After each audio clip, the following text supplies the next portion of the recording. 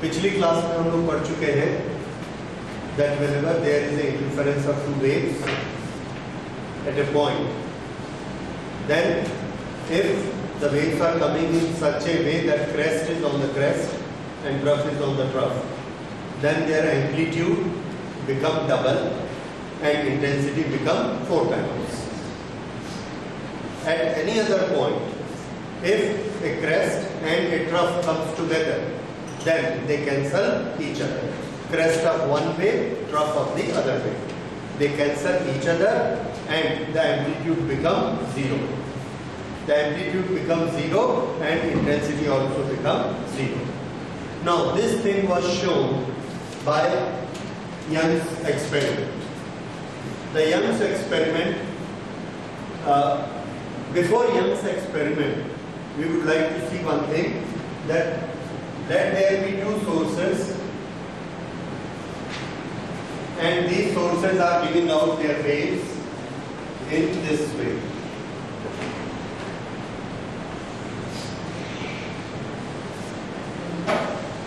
I will make only forward waves.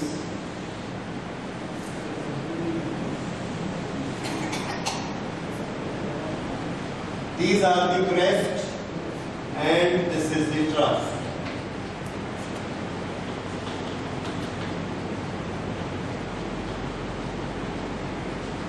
This is also making the waves.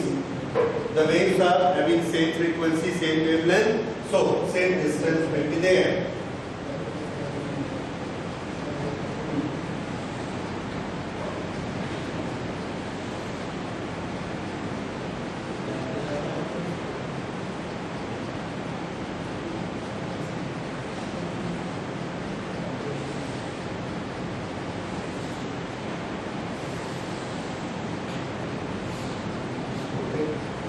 These are the troughs.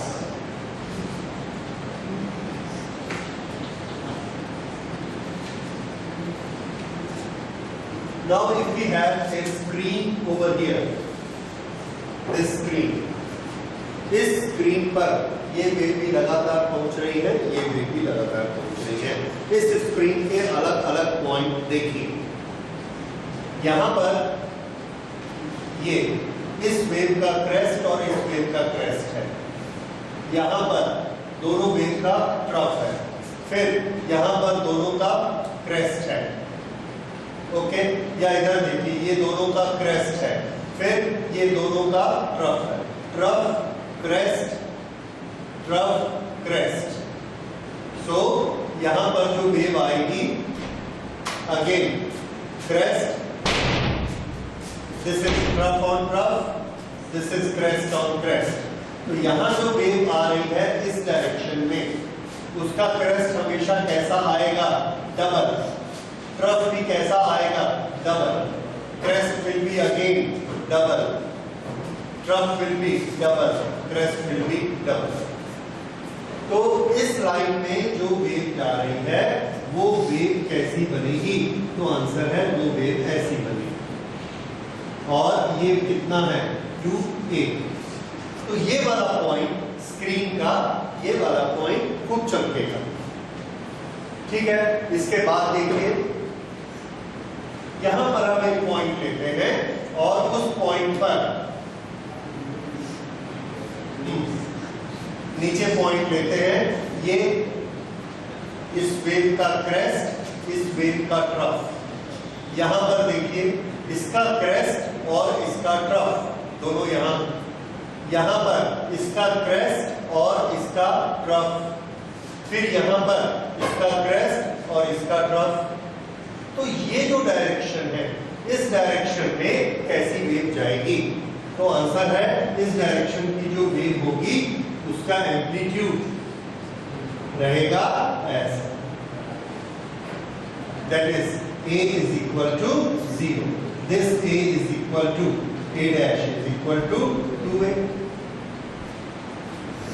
इधर देखेंगे तो यहाँ भी हमको ऐसा ही मिलेगा। थोड़ा सा यहाँ ऊपर जाएंगे, अगर ड्राइंग को अच्छा सिमेट्रिकल बनाएंगे then what do we find here. ये देखिए, एक का क्रेस्ट एक का ट्रफ, एक का क्रेस्ट एक का ट्रफ, फिर इसका क्रेस्ट इसका ट्रफ, फिर यहाँ नीचे आएंगे तो इसका क्रेस्ट इसका ट्रफ। ये जो डायरेक्शन है, इस डायरेक्शन में इसकी वेव ऐसे बढ़ रही है, इसकी वेव भी ऐसे बढ़ रही है। हर पॉइंट पे हमको क्या मिलता है? Cancellation, that is destruction. एक का क्रेस्ट आता है तो दूसरे का ट्रफ आता है। अप्रोक्सीमेटली ये जो डायरेक्शन आ रही है, दिस डायरेक्शन, इसमें जितने पॉइंट आएंगे ये सब कोई वेव नहीं बना रहे हैं, क्योंकि हर एक का क्रेस्ट आता है तो दूसरे का ट्रफ आता है। तो यहां पर फिर हमको वेव कैसी मिलती है?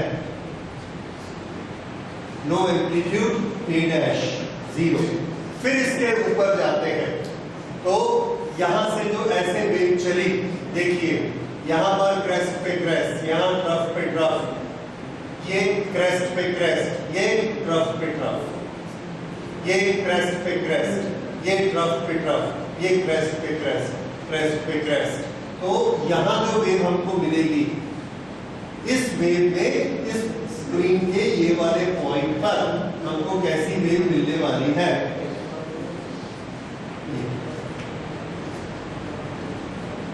इस तरह से हम क्या देखते हैं कि ये जो हम स्क्रीन रखते हैं, दोनों वेव जाकर इसको हिट करती है, पर इस पॉइंट पर जब एक का क्रेस्ट पहुंचता है, इसमें इसका एक का क्रेस्ट पहुंचता है तो दूसरे का ट्रफ आता है। एक का क्रेस्ट आता है, इसमें एक का क्रेस्ट आया, दूसरे का भी क्रेस्ट आया, एक का ट्रफ आया, दूसरे का भी ट्रफ आया, फिर एक का क्रेस्ट आया, दूसरे का भी क्रेस्ट आया। जबकि इसमें हम क्या देख रहे हैं? एक का क्रेस्ट है तो दूसरे का ट्रफ है, इसका क्रेस्ट है तो इसका ट्रफ है, फिर इसका क्रेस्ट है तो इसका ट्रफ है। तो इस तरफ जो एनर्जी बढ़ रही है इस पॉइंट पर, उसका एम्पलीट्यूड क्या होगा? 0। इस तरह से यहाँ पर मैक्सिमम एनर्जी, यहाँ 0 एनर्जी। फिर इसके नीचे आएंगे तो ये क्रेस्ट पे क्रेस्ट, ट्रफ पे ट्रफ, क्रेस्ट पे ये ट्रफ पे ट्रफ, क्रेस्ट पे क्रेस्ट, ये यहाँ हमको फिर कैसा मिलेगा? This will be high amplitude. ये पॉइंट चमकेगा, ये पॉइंट डार्क रहेगा, फिर ये पॉइंट ब्राइट रहेगा, फिर ये पॉइंट डार्क रहेगा, फिर ये पॉइंट ब्राइट रहेगा। ये जो डिफरेंट ब्राइट और डार्क पॉइंट्स जो हमको दिखते हैं, इनकी शेप कैसी होती है? तो आंसर है जैसा सोर्स होता है वैसी इनकी शेप होती है। और इनका सोर्स अगर हम ऐसा काटेंगे, एक कार्डबोर्ड में हमने ऐसा स्लिट काटा, तो ये भी कैसे बनेंगे? स्लिट ही दिखेगी हमको। और ये स्लिट की शाइनिंग, इसकी ब्राइटनेस यहाँ पर कैसी होगी? डबल, और यहाँ कैसी होगी? 0। फिर यहाँ डबल, फिर यहाँ 0। तो हमको एक के बाजू में एक ऐसे दिखेगा, bright dark, bright dark, bright dark. This alternate bright and dark slits are known as fringes. ये होती हैं फ्रिंजेस। और दीज आर, ये किसके कारण बनी? दोनों वेव ने एक दूसरे पर सुपरपोजिशन किया, या हम ये कहेंगे दोनों ने एक दूसरे को इंटरफियर किया। So these fringes are known as interference fringes. So इसको interference fringes के लिए थोड़ी सी डिटेल हम लिख सकते हैं। When two coherent waves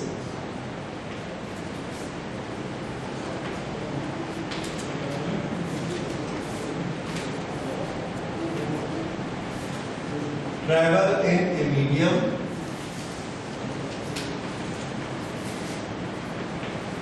then at a point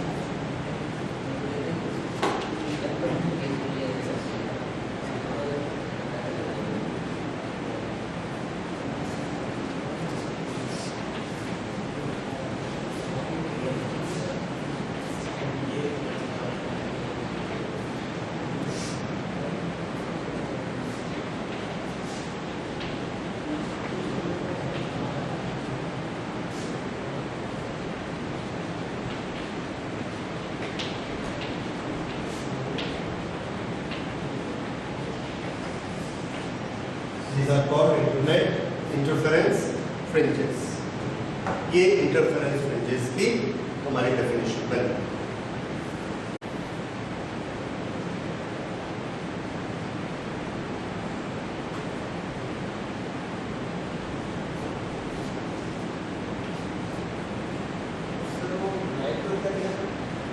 से आप इसको समझ सकते हैं कि दो सोर्स है जो पानी को इस तरह से लगातार हिला रहे हैं, यहाँ खड़े हैं, दोनों का क्रेस्ट एक साथ आएगा तो हमको दिखेगा बड़ी बड़ी वेव्स।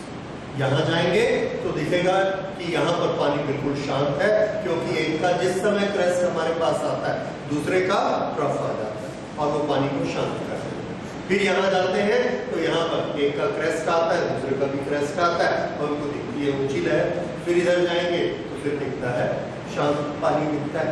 इस तरह से ये जो डायग्राम आपको बुक्स में दिखेगा, ये आपको दिखेगा कि यहाँ पर ऐसे और यहाँ पर आपको ऐसी वेव्स दिखेंगी, फिर यहाँ पर आपको वेव्स दिखेंगी और यहाँ पर कोई हलचल नहीं दिखेगी, नो डिस्टरबेंस। यहाँ पे फिर डिस्टरबेंस और यहाँ पर फिर। तो ये सब क्या बनाते हैं? Dark point. और ये वाले सब क्या बनाते हैं? सो दिस इज रिप्रेजेंटेटिव। ये आपको हर बुक में, हर वीडियो में, हर जगह पर ये दो सोर्स वाला मिलेगा। I will also show you on the video कि ये इंटरफेरेंस किस तरह से दिखता है। Experiment, Young's experiment we have on cardboard or any obstruction.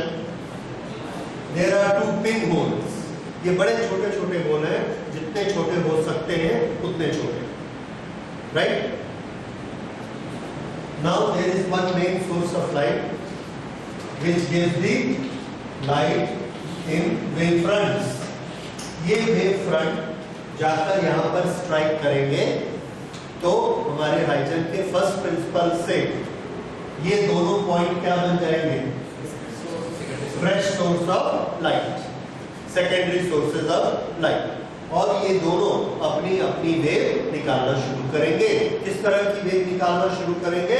जो अभी अभी हमने यहाँ पर दो सोर्स लगाए थे, तो दोनों की वेव इसके अंदर बनती है और चारों तरफ फैलती है, या कहें ऐसा सामने की तरफ जाती है।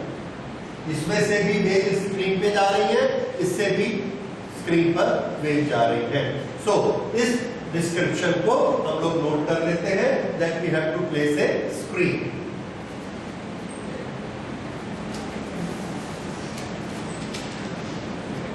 A cardboard has two thin slits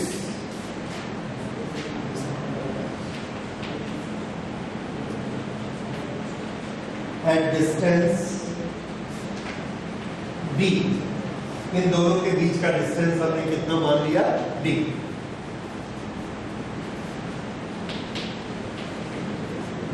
They are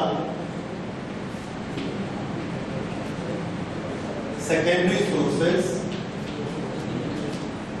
for light coming from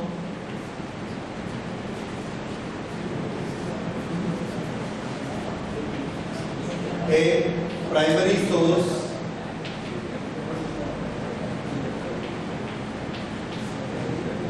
S, S1, S2, S primary source के सेकेंडरी सोर्स है।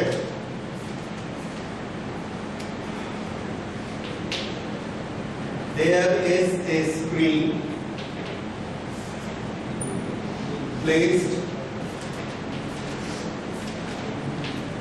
at distance D. There is a screen placed at distance D. C is a point on the screen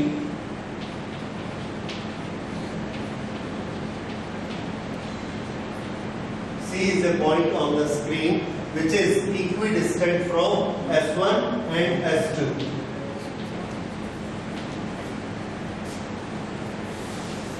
ये दोनों से बराबर दूर है।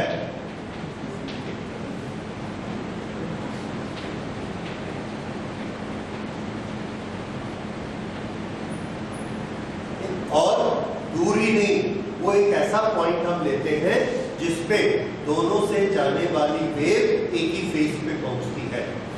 S1 से जो वेव जा रही है उसका भी वहां क्रेस्ट पहुंचेगा और S2 वाली का भी क्रेस्ट पहुंचेगा, वो ऐसा पॉइंट है।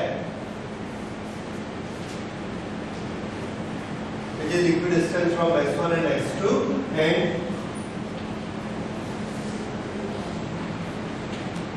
such position that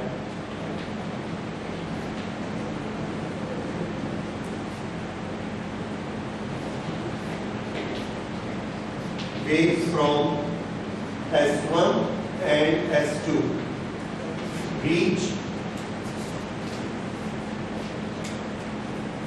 at the same phase.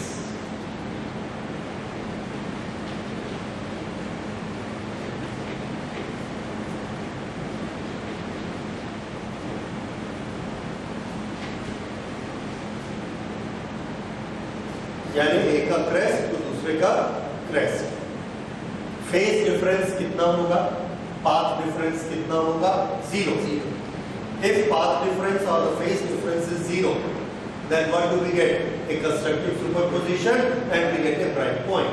So at C we get a bright fringe. Slit की शेप हमको मिलती है और वो कैसी होती है? Bright. Therefore we get a bright fringe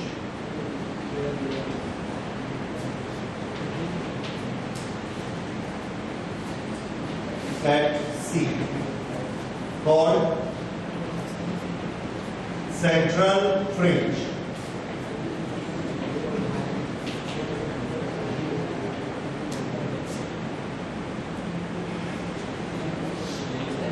So this is our starting point. हमको कहां से फ्रिंज मिलेगी? C पर एक सेंट्रल फ्रिंज बनी and that is a bright fringe.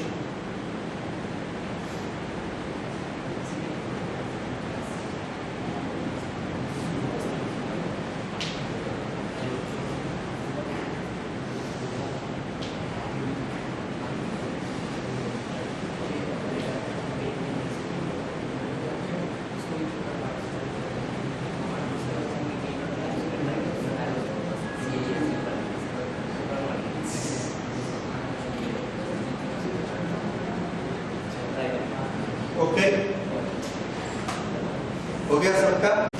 यहां पर हमने किसी एक पॉइंट को लिया, let this point be P। ये P पॉइंट सेंट्रल फ्रिंज से सेंटर से कुछ डिस्टेंस पर है। Let us take this distance as y। So we will write it. Let's take the point P on the screen at distance y from C.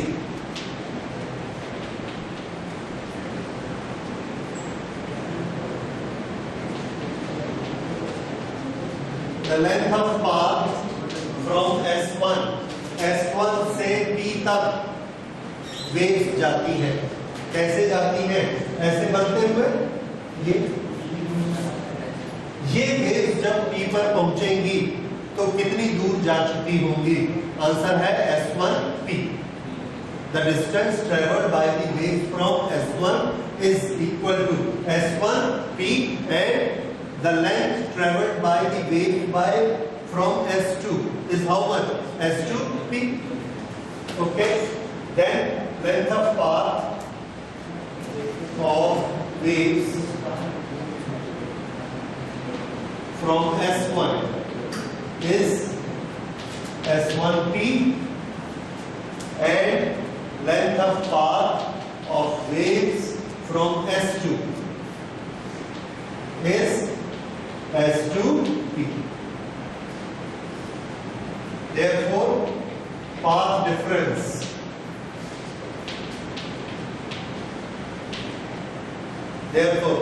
difference is S2P minus S1P. This is the path difference. ठीक है? Two waves which are coherent waves. Why the waves are coherent? Because they are from the same source. Okay? So two coherent waves reach point P and they have a path difference. How much is the path difference? S2P minus S1P. ये path difference है. Now this path difference we translate into known terms. Which are the known terms? D, D and Y. इसमें इसको convert करते हैं and there is a very small calculation for that. S2P square minus S1P square is equal to, यहां से S1 और S2 से हमने ये एक स्ट्रेट लाइन बनाई, ये पॉइंट आ गया M, यहां से एक लाइन बनाई, let this point be M. C से लेके M तक का डिस्टेंस कितना होगा? This is D और ये इसका सेंटर है, तो ये वाला कितना हुआ? D by 2, तो ये भी कितना होगा? D by 2 और ये डिस्टेंस भी कितना होगा? D by 2. ओके, यहाँ N से P का डिस्टेंस बताइए, ये वाला डिस्टेंस कितना है? Y. So EN is equal to, right. अब इन ट्रायंगल S1PN S और इन ट्रायंगल S2PN इसमें S2P स्क्वायर किसके बराबर है? SN square plus NP square. So this is SN square plus NP square minus S1P. This is S1M square minus, plus MP square. This is equal to, इनकी values रख देते हैं. Sn is equal to D square plus NP. NP बताइए कितना है? Square minus S1M square is again D square plus NP Y minus D by 2 का square.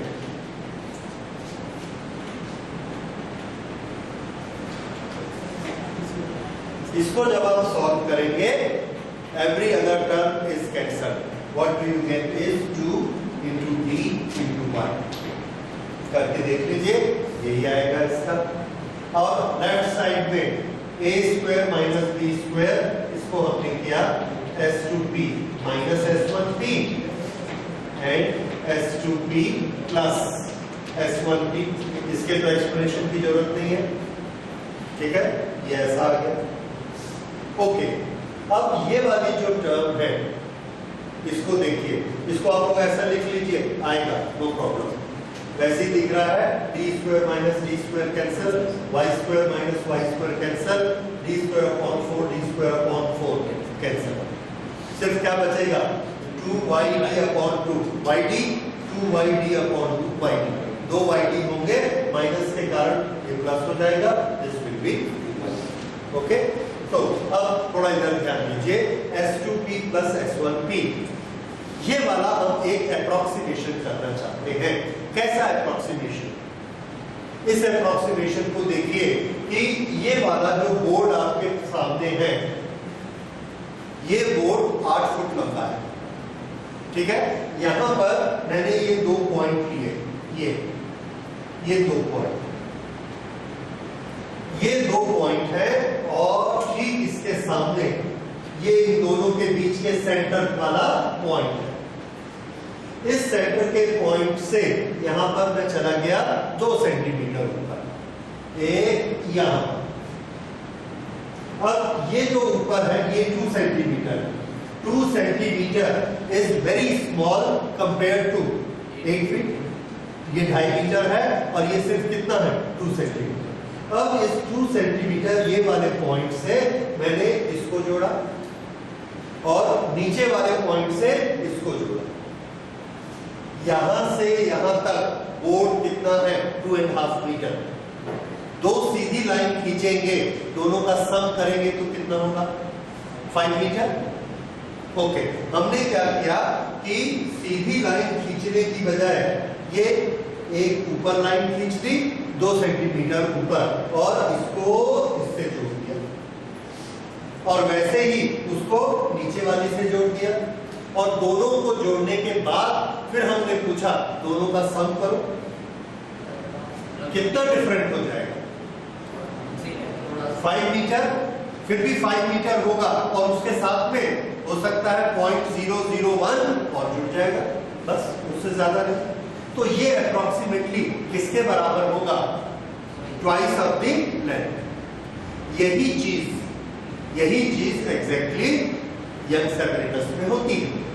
Young सेपरेटस में ये दोनों पॉइंट बहुत नजदीक होते हैं, 1 मिलीमीटर 2 मिलीमीटर, बस ये 1 और 2 मिलीमीटर और ये वाला डिस्टेंस होता है 1 मीटर। 1 मिलीमीटर से 1 मीटर 1000 टाइम्स होता है। इतनी दूर ये पॉइंट है, तो ये हमने कैलकुलेशन पर्पस के लिए इतना नजदीक बनाया है। एक्चुअली ये बहुत बड़ा होता है। उस समय अगर यहां से, और ये जो y होता है, this y is also very small. अब ये स्मॉल है, यहां से आप उधर एक लाइन खींचिए, फिर यहां से दूसरे सोर्स पर लाइन खींचिए, एक लाइन S1 पर, एक लाइन S2 पर और दोनों लाइन को ऐड करिए, कोई फर्क नहीं पड़ता है अगर आप इसी को ही जोड़ देंगे तो। This is approximation. ये बात समझ में आई? तो वही अप्रोक्सीमेशन का प्रिंसिपल लगाते हुए हम लोग ये कहते हैं कि S1P is approximately equal to S2P approximately equal to D। अगर हमको एडिशन करना है तो दोनों को हम क्या मान सकते हैं D। जैसे ये दोनों को मैंने बोला एक लाइन यहां से खींचो, एक यहां से खींचो और दोनों का सम करके बताओ, तो हम ऐसे ही बता देंगे 5 मीटर, क्योंकि ये आर 2.5 मीटर है। ओके, वही चीज यहां भी होती है, तो हम इन दोनों को क्या मान लेते हैं 5 मीटर पर। याद रखिए ये अप्रोक्सीमेशन सिर्फ एडिशन के लिए होता है, सब्ट्रैक्शन के लिए नहीं होता, राइट। तो ये जो राउंडिंग होती है, क्यों? क्योंकि इसमें जो 2.5 मीटर है that is very large compare to 1 millimetre 2 millimetre, लेकिन जब सब्ट्रैक्शन करेंगे तो वो 2.5 मीटर दूसरे 2.5 मीटर को काट देगा। फिर कौन सी चीज बचेगी? जो छोटी वाली है, दे बिकम इंपॉर्टेंट। इसलिए ये वाला जो रूल है अप्रोक्सीमेशन का, ये सिर्फ किसमें लगता है 2.51 और 2.53 माइनस करिए, कितना आया 0.02, ठीक है।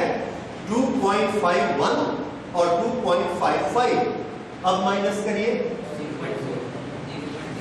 0.04, 100% ज्यादा हो गया। लेकिन दोनों को ऐड करिए, पहली बार ऐड करेंगे तो कितना आएगा 5.03, दूसरी बार ऐड करेंगे तो 0.506। 5 के सामने 0.4 और 0.6 से कोई फर्क नहीं पड़ता। इसलिए एडिशन में अप्रोक्सीमेशन लगाना और डिफरेंस में अप्रोक्सीमेशन नहीं लगाना, ये चीज हम लोग राउंडिंग में पढ़ते हैं क्लास 11 में। ओके, सो SN2 S2 S1P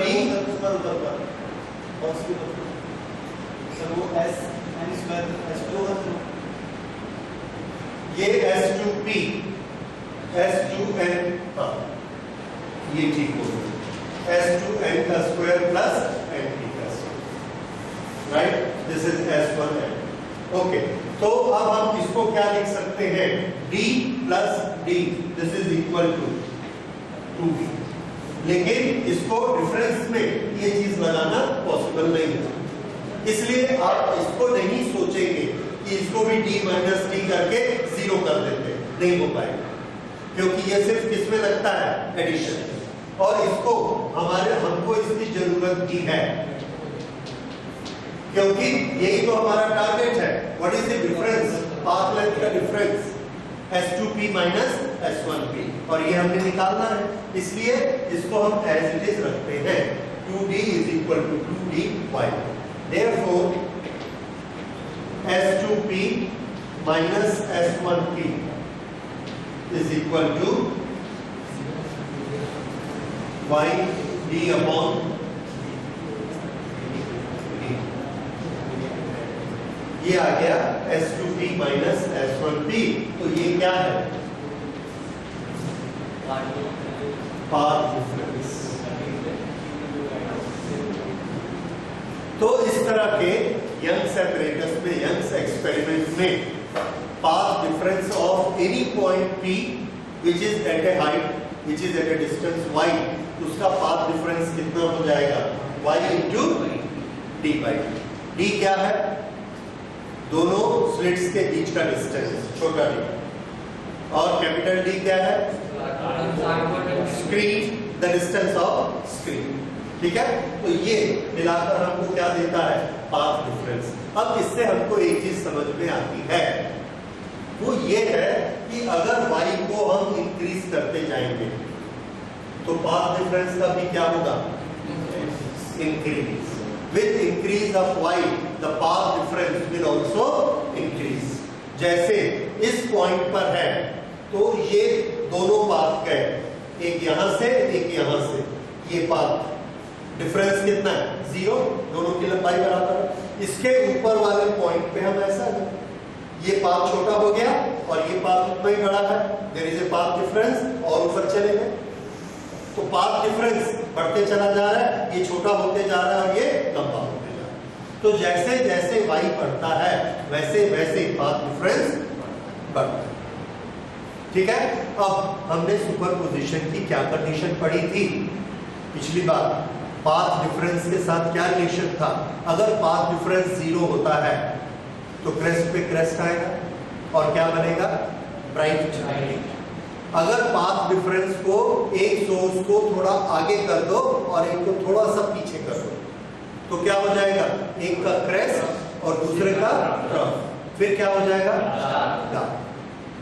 क्या किया हमने, पाथ डिफरेंस थोड़ा सा बढ़ा दिया। पाथ डिफरेंस कैसे बढ़ाते हैं, पाथ डिफरेंस किससे बढ़ता है, y से। तो अगर हम इसमें थोड़ा सा y बढ़ा देते तो एक के क्रेस्ट पे दूसरे का ट्रफ आ जाएगा, और इस चीज को आप यहां से देख सकते हैं, ये अभी दोनों का पाथ डिफरेंस यहां तक 0 है, एक लंबाई है। अब हमने ये वाले बल्ब को पकड़ा, ये वाले सोर्स को पकड़ा और इसको ऐसा आगे कर दिया, इसको इतना आगे कर दिया, कितना, हाफ लैम्डा, ये हाफ लैम्डा है, ये हाफ लैम्डा है। तो हमने इसके सोर्स को यहां कर दिया, जब यहां सोर्स को कर दिया तो ये वेव जो ऐसी जा रही है अब ऐसी बनेगी। अब क्या आ जाएगा, यस, अब जब ये क्रेस्ट पहुंचेगा तो ये ट्रफ पहुंचेगा और वहां पर क्या मिलेगा हमको, डार्क। y को थोड़ा सा और ऊपर कर दीजिए, पॉइंट P को ऊपर कर दिया, y ज्यादा हो गया, इसका ये मतलब है कि इसको हमने और आगे कर दिया, यहां पहुंचा दिया, यहां। अब यहां से ये क्रेस्ट बना तो इसमें भी क्रेस्ट बनाया, अब दोनों का इकट्ठा क्रेस्ट पहुंचेगा वहां पर, तो क्या होगा वहां पर, सुपरपोजिशन, फिर से ब्राइट। इस तरह से पाथ डिफरेंस से हम अपनी शर्त को ऐड कर देते हैं। कौन सी कंडीशन ऐड कर देते हैं, if path difference is 0 lambda to lambda then that P will be bright. If path difference is half lambda, 3 half lambda, 5 half lambda, then it will be a dark point. Okay, तो यही चीज इसने देखी Young's ने और इसको note down किया।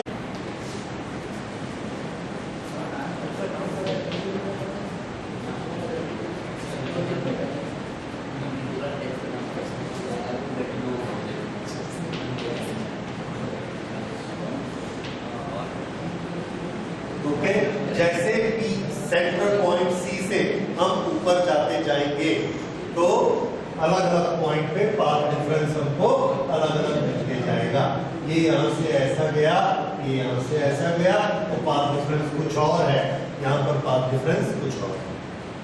Okay, तो जब ये पाथ डिफरेंस 0 लैम्डा होगा उस समय क्या होगा? Bright. So P will be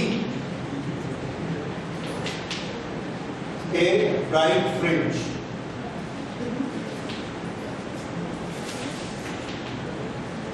If path difference y by d is equal to 0, lambda, 2 lambda, 3 lambda and n lambda. P कब ब्राइट होगा?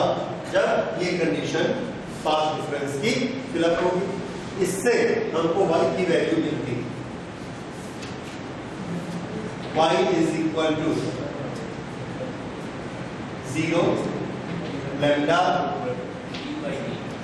d by d, 2 lambda d by d, और ये आ जाएगा n lambda d by d। अब यहां पर n को क्या देना है? तो आंसर है n we will start as 1 2 3। Okay, n is equal to 1 2 3।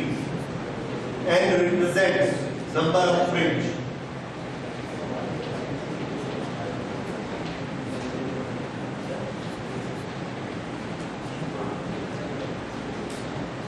Number of fringe from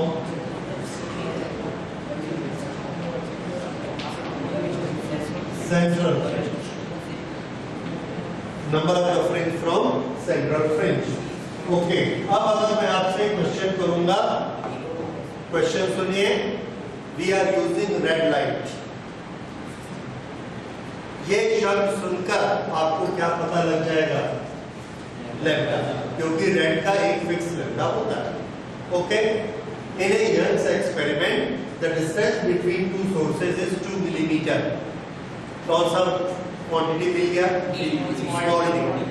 ठीक है, the screen is placed at a distance of 70 centimetre, capital D. Okay, then what will be the height of और what will be the distance of fifth fringe, fifth bright fringe. तो ये fifth हमको क्या देता है? n, उसको यहां रख देंगे। तो ये हमको क्या मिल जाएगी? Height of the fifth fringe, और ऐसा है तो distance of the fifth fringe. समझ आया?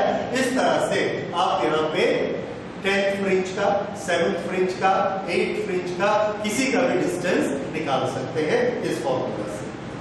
तो ये फॉर्मूला आपको याद रखना है y का।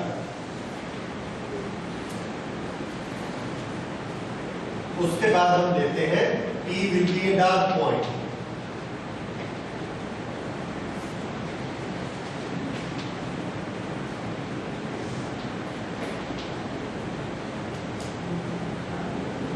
If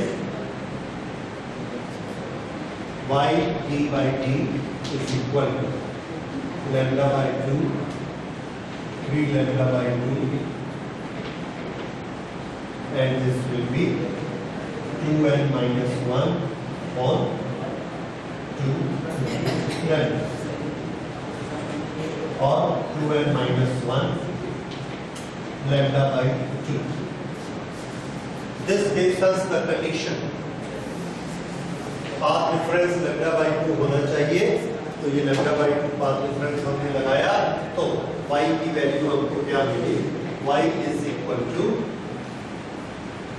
d by lambda by 2 d upon d, lambda by 2 d upon d, और सामने आ जाएगा 2 to the, यहाँ पर हम n को क्या रखने वाले हैं?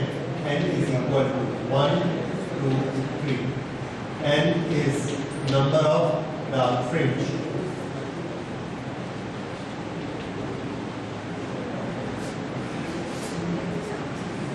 ओके, यहाँ पर है 1, यहाँ पर 3, यहाँ पर 5 और हमारा जनरल फॉर्मूला क्या बना 2n-1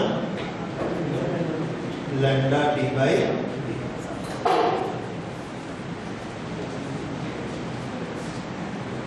2n-1 upon 2 lambda D by D. ये डार्क फ्रिंज आ गया, ठीक है। ओके, तो ये आ गए distance from.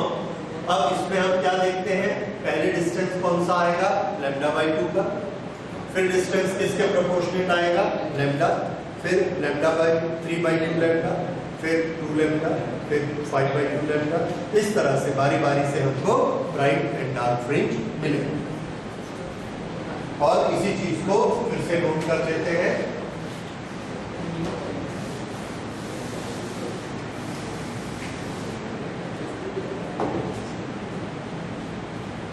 Therefore, we get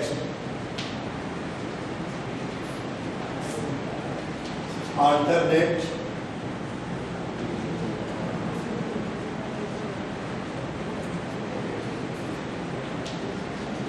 bright and dark fringes। ये हमको अल्टरनेट ब्राइट और डार्क फ्रिंज मिलते हैं, ठीक है। अब ये जो ब्राइट और डार्क फ्रिंज एक के बाद एक मिलते हैं, ये किस तरह के रहते हैं, ये ब्राइट और डार्क फ्रिंज ऐसे नहीं होते इस तरह के कि ये है डार्क और ये है ब्राइट, फिर इसके बाद ये ब्राइट और फिर इसके बाद ये डार्क, ऐसे नहीं होते। क्या है इसमें, बीच में एक लाइन है, इस लाइन के इधर ब्राइट, इस लाइन के इधर डार्क, ऐसा नहीं होता। तो कैसा होता है, एक पॉइंट पे बहुत ज्यादा ब्राइटनेस है, उससे अगले पॉइंट पे, ठीक अगले पॉइंट पे ब्राइटनेस कम हो जाएगी, उससे अगले पे फिर कम हो जाएगी, उससे अगले पे और कम हो जाएगी। ऐसा होते होते ब्राइटनेस कम होते होते मिनिमम पहुंच जाएगी। तो यहाँ पर ब्राइटनेस मैक्सिमम, यहाँ से कम होते होते होते यहाँ आके मिनिमम होगी ब्राइटनेस, फिर यहाँ से बढ़ना शुरू कर देगी और यहाँ पर फिर से मैक्सिमम हो जाएगी। तो जिस जगह पर मैक्सिमम है उसको हम क्या बोलते हैं, ब्राइट फ्रिंज, और जिस जगह पर मिनिमम है उसको क्या बोलते हैं, डार्क फ्रिंज। लेकिन इसके बीच में कोई डिफरेंशिएट करने वाली लाइन नहीं होती, it is a continuous shadow और it is a continuous change of light. Okay, अब हम ये चाहते हैं अगली टर्म निकालना, that what is mean by width of a fringe, fringe की चौड़ाई। फ्रिंज की विड्थ निकालने के लिए पहले हम एक छोटा सा ग्राफ बनाते हैं कि इसके में जो ब्राइटनेस होती है वो कैसी रहती है। ओके, तो एक ग्राफ हमने बनाया,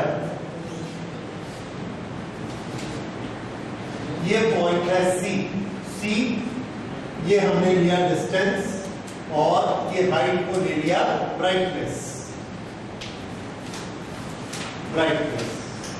सी पर ब्राइटनेस सबसे ज्यादा रहती है, तो ये हाई पॉइंट हमने ले लिया।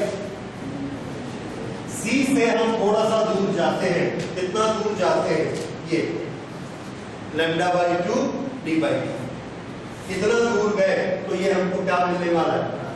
तो यहां से जब हम यहां पहुंचते हैं, this is how much, lambda D by D and this is 2। तो यहां पर ब्राइटनेस कितनी मिलेगी, 0। इधर भी इतना दूर आएंगे तो ब्राइटनेस कितनी मिलेगी, 0। फिर यहां से और लैम्डा बाई 2 दूर चले गए यहां पर, तो यहां पर ये डिस्टेंस कितना है, लैम्डा डी बाई डी, और लैम्डा डी बाई डी ये कौन सा पॉइंट है, bright fringe, this is bright. तो यहां पर ब्राइटनेस कितनी है, बहुत ज्यादा है, और ये हमने मार्क किया कि इस पॉइंट पे इतनी ब्राइटनेस है। उसके बाद फिर 3 lambda by 2 D by D, यहां पर ब्राइटनेस कैसी मिलेगी, 0। ये मैं ब्राइटनेस के पॉइंट लगाता हूं, हाइट सी पे इतनी ब्राइटनेस, इस पर इतने डिस्टेंस पे कम ब्राइटनेस, इस पर ज्यादा ब्राइटनेस, इतने डिस्टेंस पे कम ब्राइटनेस। यही चीज सी के नीचे की तरफ भी रिपीट होगी, सी के नीचे की तरफ रिपीट होगी। तो ये वाला पॉइंट कितना है, λ/2 d/d। इसको डबल कर दिया तो ये कितना हो गया, λ/d। λ/d is a right point. ये तीसरी। अब अगर इसका हम ग्राफ बनाएंगे तो देखिए ग्राफ कैसा बनेगा इसका, it will be like this.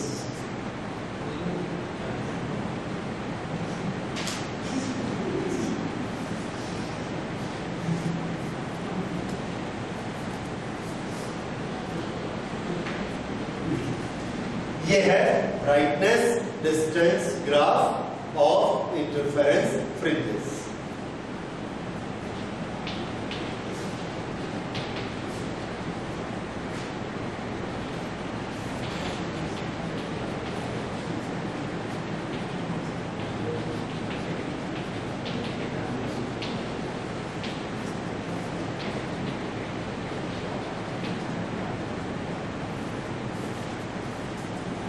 हाँ जी, ये समझ आ गया। अब इसके बाद हम लेते हैं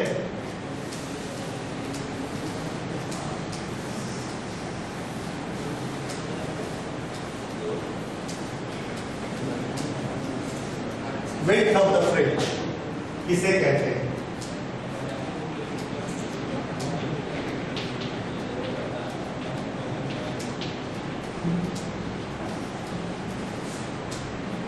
इस स्क्रीन पर, वो जो स्क्रीन ऐसा वर्टिकल था उसी स्क्रीन को हमने ऐसे हॉरिजॉन्टल कर दिया, तो ये स्क्रीन है।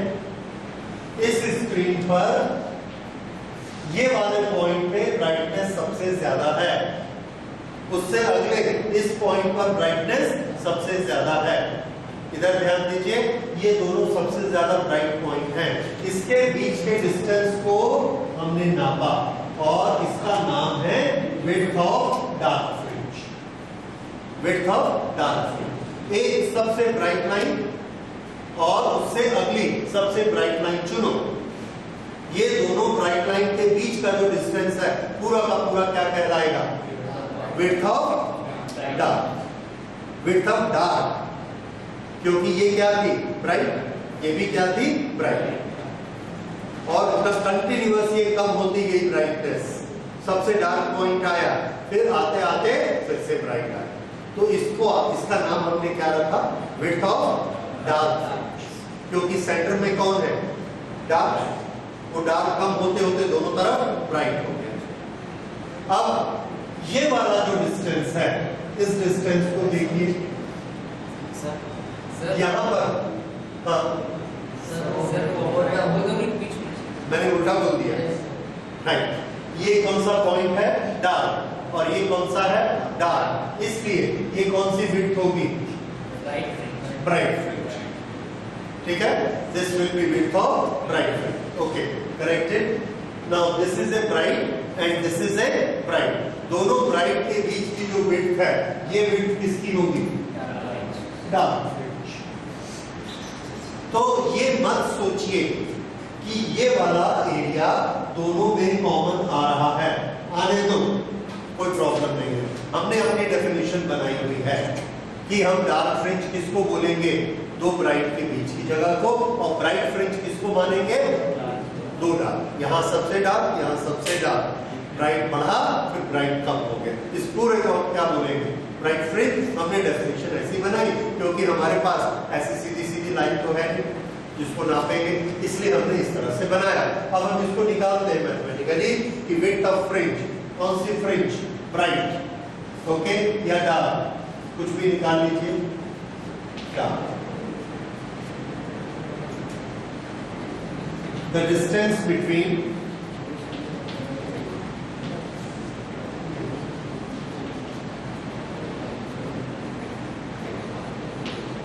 two consecutive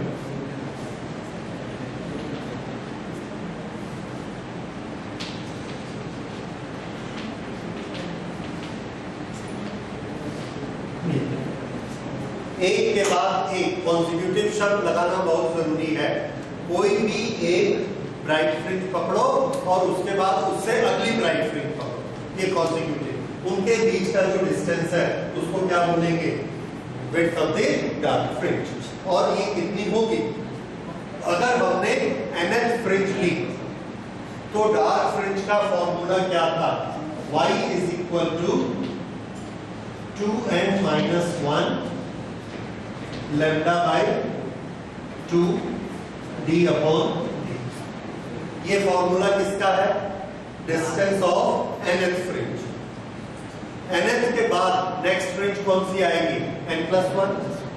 तो इसमें से हमने, या इसके पहले कौन सी आएगी, n-1। तो इस डिस्टेंस में से n-1 का डिस्टेंस हमने कम कर दिया। ये क्या है, y फॉर nth फ्रिंज, और ये क्या है, y फॉर n-1st फ्रिंज।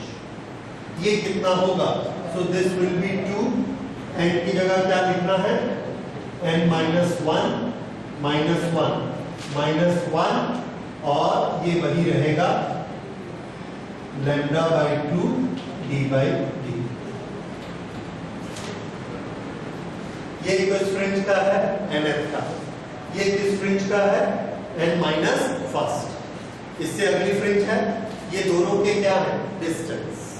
तो यहां से nth फ्रिंज यहां आई और n-1 फ्रिंज यहां आई। इन दोनों के बीच का डिस्टेंस दिस माइनस दिस, दोनों y को हमने माइनस कर दिया, दोनों y को हमने माइनस कर दिया। एक y n का है और एक y n-1 का। दोनों को माइनस किया तो जो बीच की चौड़ाई आएगी that will be known as width of, अरे आज दिमाग खराब हो गया, फिर से गड़बड़ है। ये फॉर्मूला किसका है, नहीं, डार्क। अगर ये डार्क का फॉर्मूला है तो विड्थ किसकी निकलेगी, ब्राइट। तो मुझे इसमें क्या लिखना चाहिए, सब गड़बड़ हो गया। ओके, कोई बात नहीं, उसके शब्दों को करेक्ट कर। So similarly width of bright fringes, ये कौन सी है, डार्क फ्रिंज nth, और ये कौन सी है, dark fringe n-1। nth fringe n-1 और दोनों का माइनस किया तो बीच वाली ब्राइट फ्रिंज। अब इसको जब आप सॉल्व करेंगे so this comes to lambda d by d। बाकी सब कुछ कैंसिल हो जाएंगे and what do we get, 1 lambda d by d। ठीक है, करके आप देखेंगे, इसमें आ जाएगा 2 into lambda by 2 d by d। ये 2 कैंसिल हुआ, lambda d by d। We'll get the answer like that. उसी तरह से हम ले सकते हैं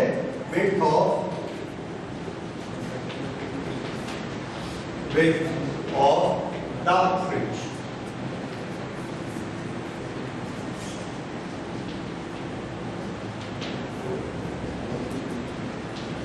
Distance between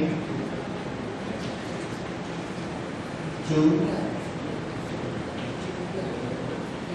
consecutive, this is dark, so this will be bright।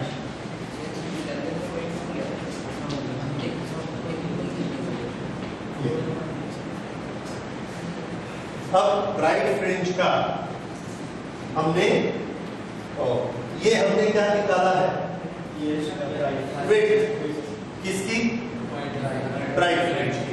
तो ब्राइट फ्रिंज की विड्थ के लिए हमको जो सिंबल यूज करना है that is width of bright fringe. इस तरह से विड्थ ऑफ ब्राइट फ्रिंज, और ये किसके बराबर होगा, yn, कौन सा, डार्क, माइनस yn-1 डार्क। ये किसका फॉर्मूला है, ब्राइट। अब उसी के अनुसार डार्क फ्रिंज का फॉर्मूला बताइए, width of dark fringe is equal to yn for bright minus yn-1 for bright. This is equal to n lambda d by d minus n-1 lambda d by d, and इसको solve किया तो आ गया lambda d by d।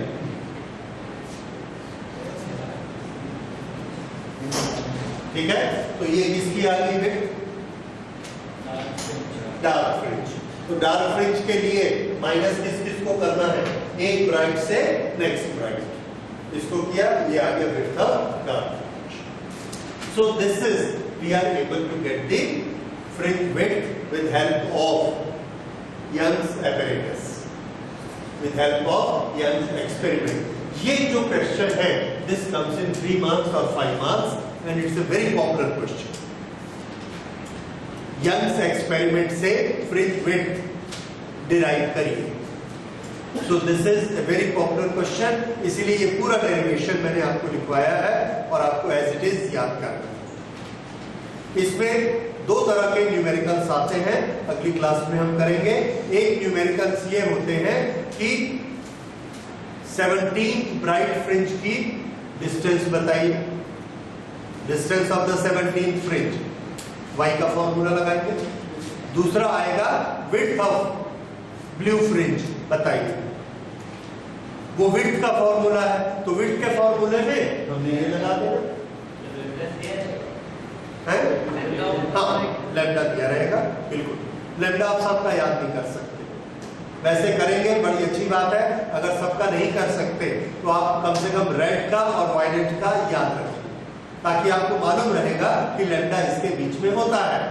और उससे ज्यादा अगर उतनी भी मेहनत नहीं करनी है तो याद रखिए कि लैम्डा फ्यू 100 नैनोमीटर्स होता है। नैनो क्या होता है? यस, 400 नैनोमीटर, 600 नैनोमीटर, ये रेंज होता है हमारी विजिबल लाइट का। तो आप देखेंगे सारे क्वेश्चन इसके अंदर ही आते हैं। ठीक है, तो जब भी आपसे लैम्डा निकालने को बोला जाएगा, आपका आंसर इसके अंदर ही आना चाहिए, then only it is correct, otherwise कई कैलकुलेशन की मिस्टेक हो सकती है। ओके, ये विड्थ आ गया। इसके बाद हमने इसमें 1-2 छोटी-छोटी चीजें डिस्कस करनी है। वो देखिए, पहली चीज विड्थ ऑफ ए फ्रिंज और डिस्टेंस बिटवीन 2 स्लिट्स, इनका आपस में रिलेशन। अगर ये दोनों स्लिट्स को हम क्लोज कर देंगे,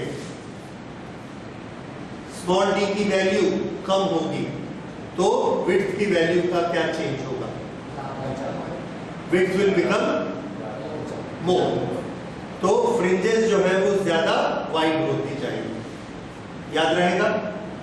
और अगर दोनों स्लिट्स को दूर करते जाएंगे, फ्रिंजेस क्लोज होती जाएंगी, पतली होती जाएंगी, ये आपको याद रखना है। उसके बाद डिस्टेंस ऑफ द स्क्रीन अगर बढ़ाएंगे तो विड्थ बढ़ेगी, अदरवाइज नजदीक लाएंगे तो पतली होती जाएगी। अच्छा, उसके बाद रेड और ब्लू दोनों में से किसकी फ्रिंज ज्यादा वाइड होगी? नहीं, रेड का, क्योंकि रेड का लैम्डा ज्यादा होता है, ब्लू की फ्रीक्वेंसी ज्यादा होती है। ठीक है, तो रेड का लैम्डा ज्यादा होता है, इसलिए उसकी विड्थ ज्यादा होती है। ठीक, उसके बाद ये फ्रिंजेस हमको क्लियर दिखे, इसके लिए क्या शर्त है, इसको नोट करें, क्योंकि ये 1 मार्क क्वेश्चन में पूछा जाता है। That what is the necessary condition that we get clear Young's fringes. Number 1 आप लिखेंगे conditions to get a clear interference fringe pattern. Condition to get clear interference fringe pattern. Number 1, the light should be monochromatic. Light should be monochromatic. Number 2, the sources S1, S2 should be coherent sources, and their width किसका width? Source S1 और S2 की जो slit कटी है उसका width should be approximate same. Width के साथ bracket में लिखिए ब्राइटनेस, क्योंकि जितनी बड़ी स्लिट होगी उतनी उसकी ब्राइटनेस ज्यादा हो जाएगी। Brightness should be equal,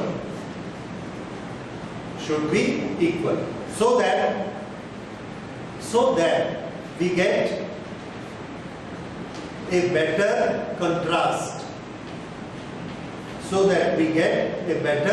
contrast, अगर आपको अच्छा कंट्रास्ट चाहिए तो उसके लिए क्या शर्त है, दोनों स्लिट की विड्थ बराबर होनी चाहिए।